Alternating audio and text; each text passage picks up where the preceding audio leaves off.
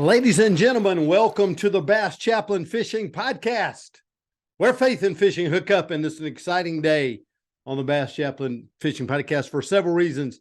It is the 1 year anniversary. Our podcast is 1 year old. This is episode number 52. Who would have ever thunk it that we'd make it to 52? But here we are, starting into a new season. Going to be an exciting season here at the Bass Chaplain Fishing Podcast. All kinds of cool things happening, but I got my Bigfoot here ready to go. I need to prop him up where everybody can see him so he kind of looks at the can't get him up high enough. Can't do that. We're so glad that you chosen to join us today. Listen, for the 52nd episode of the Bass Chaplain Fishing Podcast, we have an extraordinary guest today. All right. Hunter Baughman is here. Now, if you ever heard of Hunter Baughman, you're going to want to watch his podcast, his new podcast. You're going to watch his YouTube channel. Listen, this guy is amazing. Follower of Christ, professional fisherman, winner of Truman Lake in the Toyota series. And when he was a young man, he had his arms and legs taken off due to an illness. But he is a hammer in the bass fishing world, and he is an awesome follower of Christ.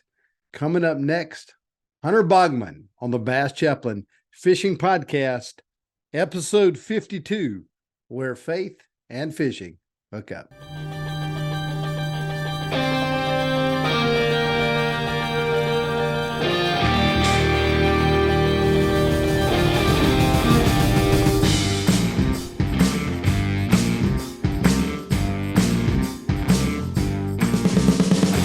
Ladies and gentlemen, welcome back to the Bass Chaplain Fishing Podcast, where faith and fishing hook up. I have as my guest today, listen, I was up at the Great Outdoors in Cherville, North Carolina the other day, and old Jason Wilson was putting my power poles on, and I handed him my devotional book, and I said, hey, I want you to have this. And he said, dude, you've got to meet Hunter Baughman. You got to meet him. He said, dude, this guy's a hammer. And I'm thinking, another hammer. Well, there's a million hammers out there. He said, no. You don't understand. You got to go, just go and watch a video of him. And I did. And I was like, dude, man, this unbelievable. Hunter, we are so happy. This is the episode 52, the 1 year anniversary. Welcome to the Bass Chaplain Fishing Podcast. Thank you so much. Thank you for having me. Man, I'm so excited to have you. Started watching your videos, started listening to your podcast, and man, I'm so excited to have you on today. And man, I just want you to tell your story. I mean, good night. Tell us how you do what you do, and you can let the audience in. You know what's so amazing about you. There's a lot of stuff amazing about you. You're a follower of Christ. You're a dad, you're a husband, you're a professional fisherman, you're a professional fishing champion, but there's some other stuff going on with you as well. So tell us your story, man. Man, you hit just the nail on the head right there in order, God first and then my family and then fishing. But, I'm 36 now, but at 9 months old, I had bacterial meningitis. I was not supposed to make it, 113-degree fever. If I survived, I would be a vegetable, be brain dead. The doctors actually fought with my family to turn off the machines and let me go. My family fought back and said no. And the good Lord prevailed, and some great doctors. And I ended up losing both legs below the knees. I lost all my fingers on my left hand, and I lost partial fingers on my right hand. So my life, it's been a little different. I call it normal, but and your way is weird. But I think really my way is a little different. Your way is normal, how you do stuff. But so I've grown up like that. Grew up in outdoors. It's what I love. I'm Central Arkansas, just country Southern guy. That my mom hunts. Just fished and hunted my whole life. Mom and dad and grandparents, and it's just all I've ever known. And I just figured out ways to adapt through the years, of how to make it work for me. I wore prosthetics for a while. That didn't jive. So I'm in a wheelchair. I can walk. I've got both the knees. I walk on my knees. I get around pretty well.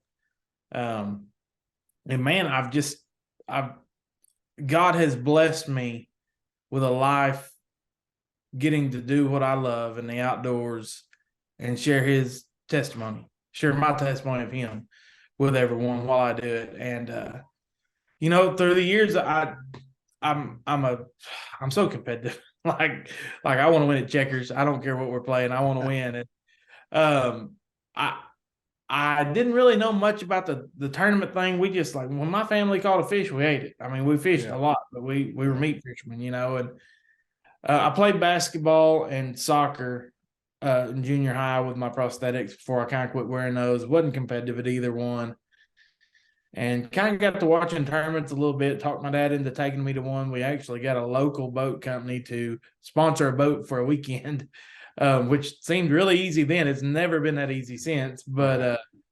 We fished. We didn't do any good, but the tournament bug started, and I loved it. I love the competition. I started fishing a lot locally through high school, some statewide stuff as I got out of high school into college.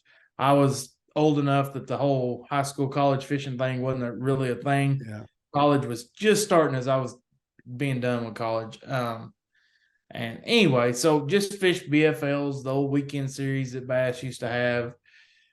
Moved up, fished some Toyota series. At the time was the way back, Everstarts, Costas, called them all kinds of stuff. And just found success through just every level. In 2021, I actually started fishing in a national professional fishing league and kind of achieved the dream of being able to fish at a national level. And it's all God. It's so awesome to be able to get on a national stage and say, look at me, look at what, the chips I was dealt, but I'm still able to compete. And that there's God is it. There's no other reason, that I should be able to compete like I do. Man, that's unbelievable. So how do you, I mean, learning to cast and learning to throw and listen, I've watched you on your videos cast and it's not like you just make an effort at it. Dude, you can skip a jig. I mean, you need to teach me how to skip a jig. I mean, good night, man. That thing's just right up there. I mean, you're looking Andy Montgomery type skipping jigs, man. That's unbelievable. How did you do that? I mean, what's a my buddies all give me grief because I'm so short. They say I'm close enough to the water I can skip there. I don't know. Like I never because I didn't ever know any other way. I never faced that point. It was like, how am I going to do this? I just learned to fish. I mean, just as simple as that. Just like everybody else, I did it differently. It's just, I guess it's just kind of a natural gift to be able to cast and do everything just like I do and don't really think anything about it. I occasionally, I don't have the best grip, don't have a whole lot of fingers, occasionally drop a rod. I actually fished a tournament today and caught a bunch of fish on a frog, and I caught a 6-pounder. And man, I saw her roll on. I knew she was big, and I hit her as hard as I could hit her. When I did, it jerked the rod out of my hand. Ended up still catching the fish, but that doesn't happen very often. But occasionally, I just lose the grip a little bit. But I make it work.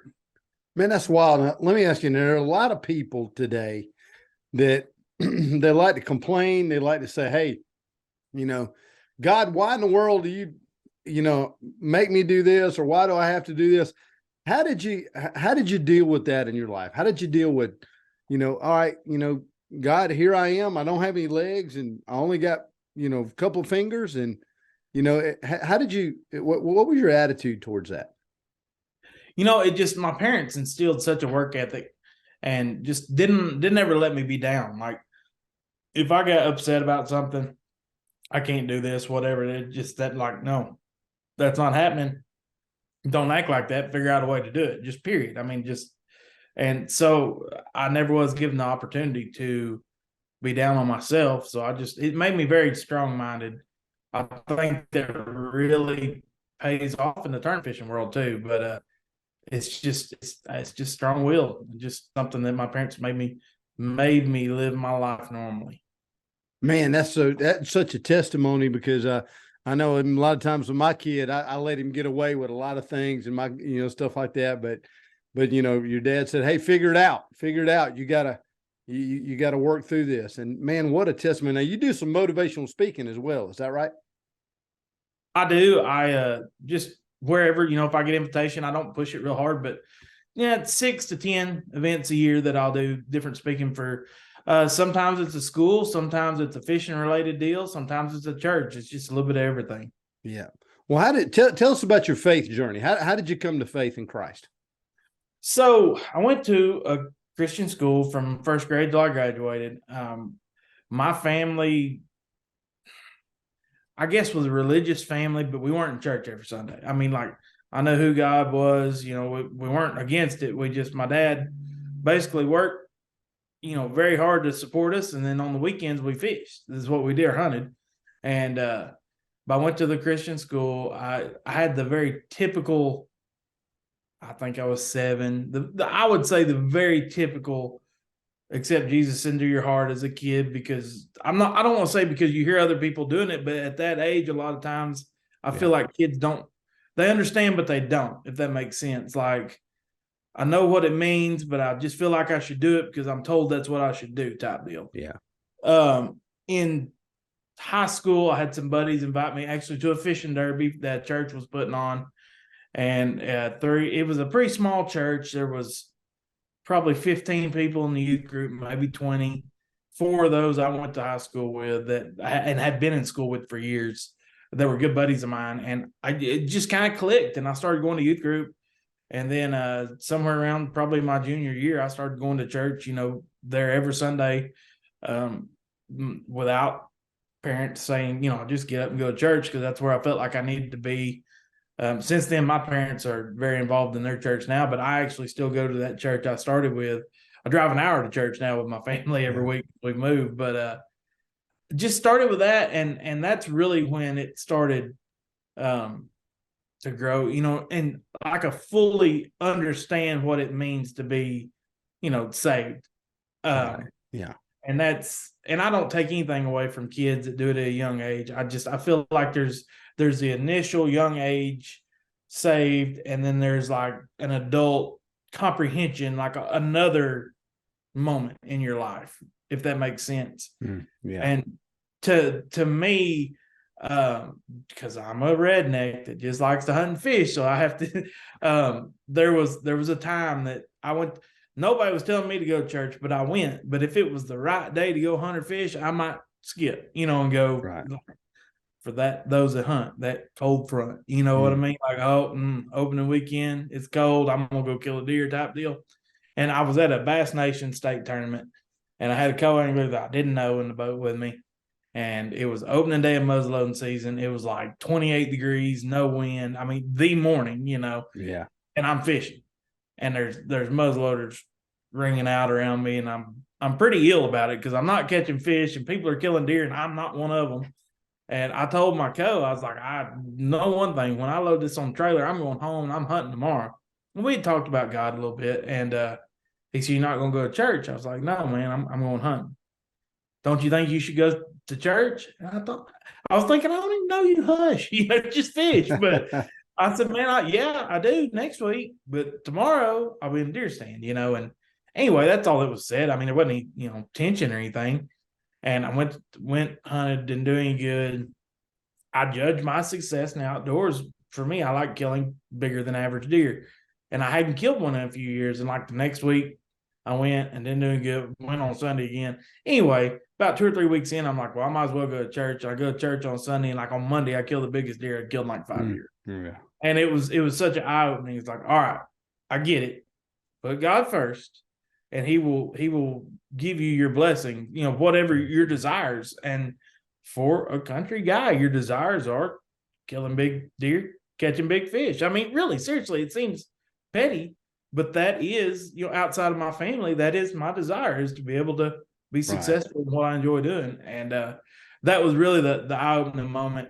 And from that point forward, I've tried very hard to make sure God was first in everything I did. And then everything else came along. And that really, shortly after that, within a year, that's when I really started excelling in my tournaments. I mean, I was already doing fairly well locally, but I won a statewide Mr. Bass of Arkansas. And I just I did very well for from that point forward, a lot more consistent level. Man, now Hunter, what are you fishing right now? What trails are you fishing? I'm fishing the National Professional Fishing League, NPFL, Okay. Yep. that Jason Wilson fishes. That's the only trail outside of Arkansas that I'm fishing this year. I fish Tuesday nights here. We fish a Thursday that I did today, a Thursday solo deal. And then I fish something about every weekend. So I end up fishing about 40 local tournaments a year, and then plus the national gig. Last year I fished the NPFL plus a Toyota series plus a ABA top 150 series, which was 12 out of state tournaments, as multi-day tournaments is what it was, and still managed about 35 more locally. But I did that. I had a buddy running with me, just had some opportunities arise, and I did that to try to better myself out of those 12 lakes. Like 9 of them I'd never seen before. So I did that to try to really learn more about how to break down lakes, Yeah. And it was a grind, and I'd love to do it again, but I didn't sign up for quite as much this year. Right. Well, you got that MLF champion trophy up at the top up there. Let's talk about that for a second. And I believe that was on Truman Lake, right? Was that was on Truman last Tell us fall. about that tournament. Tell us about how you won that tournament. That was a special week. It was the Toyota series. The first 2 tournaments, I didn't do any good at the first one. The second one, I was like 2 pounds out of the cut. I mean, I was right there. Actually, the second one was at Grand Lake, and I found a bedfish by accident, and I worked her for like 30 minutes. I hooked her outside the face, and I had to throw her back, and that was the difference in making the check and not. So I was kind of bummed with my performance, and we got to Truman. I'd never seen it. Didn't really know anything about it. I had a guy, a buddy of mine, that had been up there a couple years before and had won. It was a 2-day, maybe a Bass Nation deal. I don't remember. And he was like, man, it's the Ozarks, and we like to fish brush piles in the fall. He was like, man, I did that. I fished brush piles, and I stayed, within a 5-mile circle of the dam because it was so hard to get around on Truman. And I took that in consideration. I actually fished with another guy on day 1 of practice and didn't. We got up in some timber, and I mean, looked at some good stuff, but I felt like the fish we caught was just going down the bank, and those fish would get really run over. That first day of practice, I'd seen a couple of brush piles on forward facing, and I caught keepers out of them. So I decided day 2 of practice, I was by myself.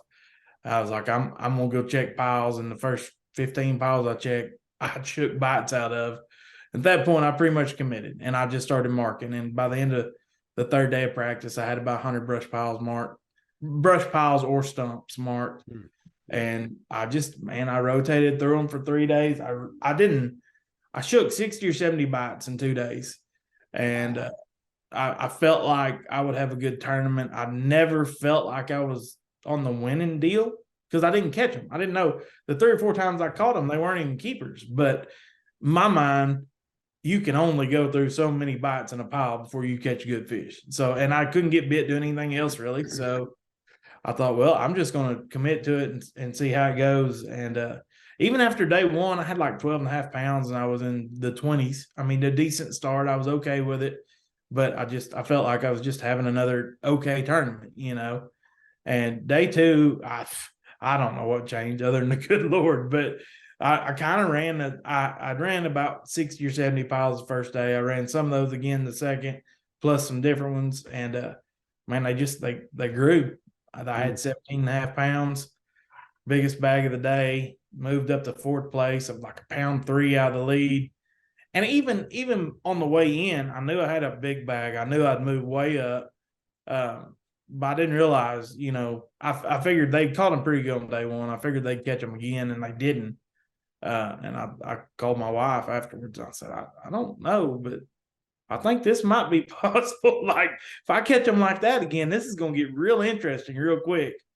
And day 3, man, it just, when it's your time, it's your time. I hung 2 fish up in piles. One was a 4 and one was a 3. Went around them and around them. couldn't get them out, couldn't even hardly move them in the piles. Both those fish on day 3, I put the trolling motor in reverse and tried to break the line after several minutes because I knew the fish weren't coming out. Both times the fish broke the limbs and came out, and I got them in the boat. Wow. Ended up weighing, I think, just shy of 19, like 18, 14 or something, the biggest bag of the tournament, and won by about a pound. And there, the last 4-pounder, it was about 1 o'clock, and it was a stretch that I had actually fished twice and graphed, and there was a brush pile the size of my boat that somehow I missed. All these different times I went down this bank, I missed this pile, never saw it, didn't have it marked, and I saw it on live scope, and I thought, oh man, I threw in there, and I hung up. It was over 4, and I hung this. That's one of them that I fought and fought. I looked at my co, and I already had a big bag, but I had like a 2-pounder, 2.5-pounder. And I said, man, I don't know. I don't think I can get him out. I mean, I sat over him, fed him line, sat there forever on this fish. And I knew he was big. You feel his head shaking, you know, and I was like, man, I'm not going to get him out. And I go to break it. And I mean, like, I'm pulling as hard as I can pull, just waiting on it to break. And you feel it break through, and he just rolls up on its side. And Oh, man. I'm going, oh, my gosh, he's huge, you know, and he nets him and, you know, pounding some odd coal, and they end up winning the tournament. I mean, that's just good Lord watching out for you right there. Wow. Now, what were you thinking when you're going in? Did you think you had it, or did you think it was going to be close? Or Ooh, I didn't know. I felt like I had a real good opportunity, but those going into day 3, I was in 4th, and 2 of those guys are actually team partners and guides on that lake. And I figured if I was catching 18, they were catching 22, you know, so I was a little concerned they'd caught them really good, and they actually caught them fair. I mean, they had like 16 that day. That just, man, it was just my day. I mean, I don't know why I had 12 pounds on day 1 and then, you know, had whatever 35 the next 2 days or whatever it was. wow, man, what a tournament. What a story. I mean, that's just amazing deal. So tell us, give us a couple of fishing tips. What do you like to throw? What's your favorite baits, and where do you like to fish? What's your favorite? If you're going to go fun fishing, you know, where are you going to go? And give us a few tips of some things you like to do. Man, you know, I grew up on the Arkansas River, kind of. That's where I learned to fish. I love it. Fish down there probably more than anywhere else. Love current fishing, current related fish. But I've also got a little lake here called Greer's Ferry that some people have heard of, and it's one of the only places in central Arkansas you can catch smallmouth. So in the spring, if I'm gonna go fun fish, I really like to slide up there and go catch some smallmouth. But majority of the year it's the Arkansas River. Love a finesse jig. I've helped design a couple of finesse jigs, a little 5/16 green pumpkin jig. It's been really good to me. That and a 3/4 ounce jig, Brazalo custom lures, both of them is what I won that Truman tournament on. But yeah, you've done some design for them, hadn't you? Hadn't you designed a few?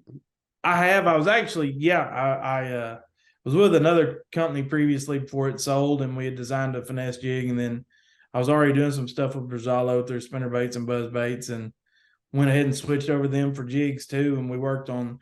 He had a finesse jig, but we worked on tweaking it and getting it a little beefier and a little beefier hook in it. Just what I felt like was a good one. And man, it's been good. A lot of fish been caught on it.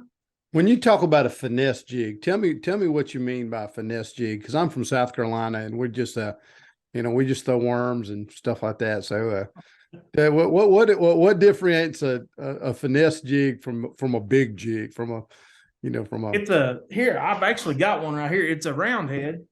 Oh, you about fell over. That'd make good podcasts. That would yeah, be but it made a bad laptop if it hit the ground. Yeah. So it's just a little round spider type finesse jig is all it is, and that's 5/16 lightweight. Put like a little speed crawl on there.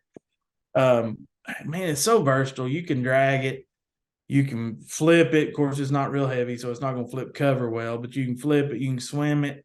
I like to hop it. Just kind of keep it moving a little bit down there, but keep it on bottom.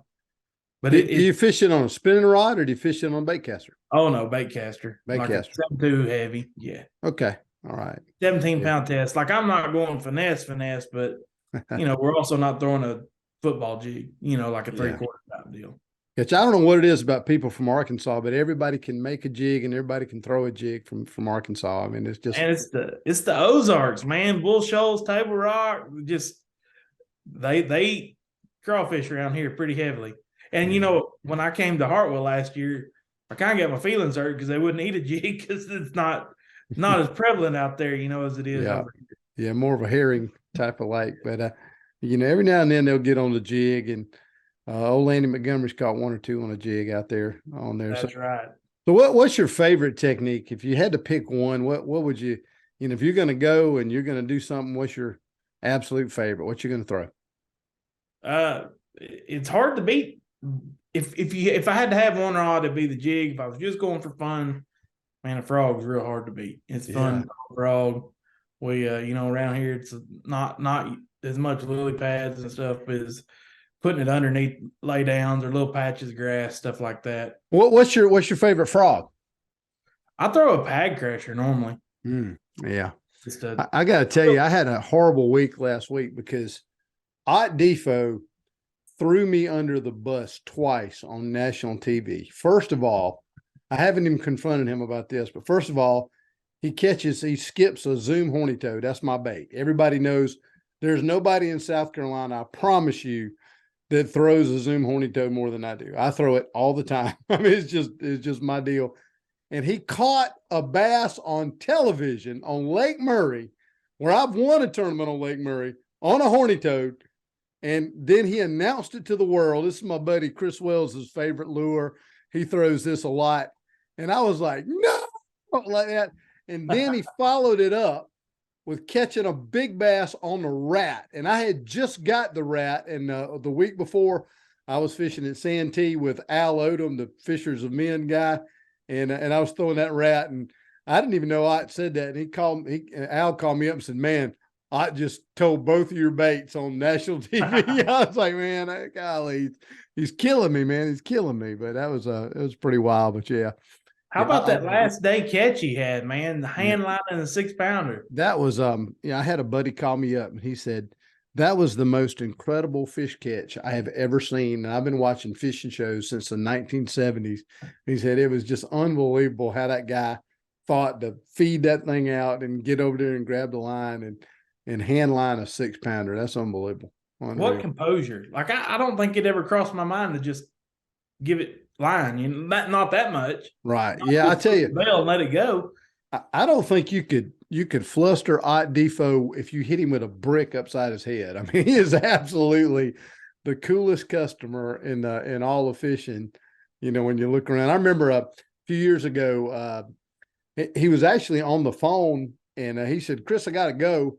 And his pole, his step pole broke off, hit on the pavement and ran through his rod locker up through the whole boat. And Andy said he pulled over behind him and he said, I looked at it and went, man, look at there. Like that. That was his reaction. I'd have been like, like that. And then he went and got some JB Weld, some fiberglass that sucker and fish with it the whole year like that. I mean, that's unbelievable. And so that's pretty crazy. Yeah, he's a pretty cool customer, but he did throw me under the bus, all that stuff.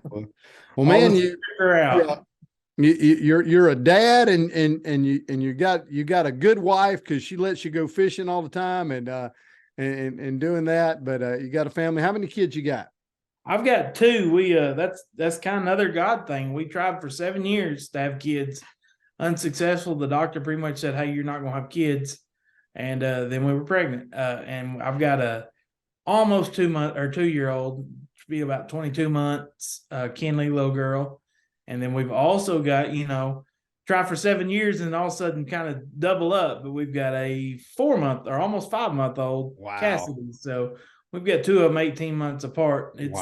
It's a little hectic around here. You're not getting a whole lot of sleep. I know. So it's not a whole lot of sleep happening at your family right now. I understand that. I've been there. Wow. the really oldest one sleeps good, but the young one doesn't.